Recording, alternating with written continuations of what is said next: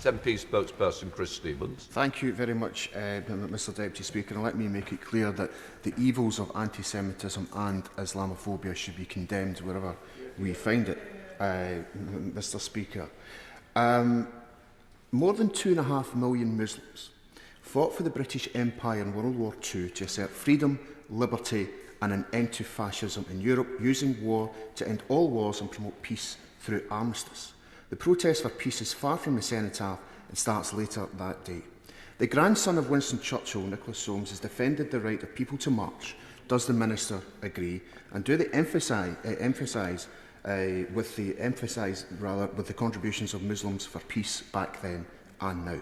The Armistice Day has turned into Armistice Weekend. A lot of discussion is focused on the Palestinian ceasefire march, when the police are more concerned, Mr Speaker, with counter-protests by the far right, like the English Defence League, and football hooligans such as Football Lads Alliance.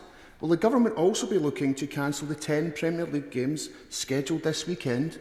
Will it look to cancel the City of London's Lord Mayor's Parade, which overlaps the 2-minute silence? And lastly, Mr Speaker, the Met Assistant Commissioner said this morning that this is the end of operational independence in policing, after the government has sought pressure and exert control to ban Saturday's Peace March, saying it's on the verge of behaving unconstitutionally. Does this not mean and represent that the Home Secretary is unfit for office and should be sacked today? Minister. Well, look, as I've said already very clearly, I don't agree with the suggestion that operational independence is in any way compromised. The Prime Minister himself made that very clear following his meeting with the Commissioner of the Metropolitan Police yesterday. But I think politicians of both sides, and indeed both members of Parliament and police and crime commissioners, are entitled to comment on matters of public policy and matters of public order. People on both sides of the House have done that over recent years, and I don't think offering comments does undermine operational independence, which, as the honourable gentleman quite rightly says, is a sacrosanct principle of our system.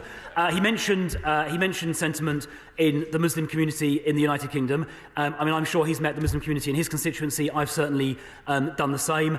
And we understand, I'm sure, that there is huge concern, not just in the Muslim community but beyond, about the humanitarian crisis in Gaza. That's why this government is providing additional aid. It's why this government is calling for a humanitarian pause to allow aid to get in. It's why our Prime Minister has worked closely with others, including President Sisi of Egypt, to make sure the Rafah border crossing is open to allow aid in and certain citizens out. And it's why our Prime Minister has renewed his public commitment to a durable two-state solution. So those voices for peace are heard as well. But just to repeat where I started, Mr Speaker, operational independence of policing is a sacrosanct principle. This government won't interfere with it.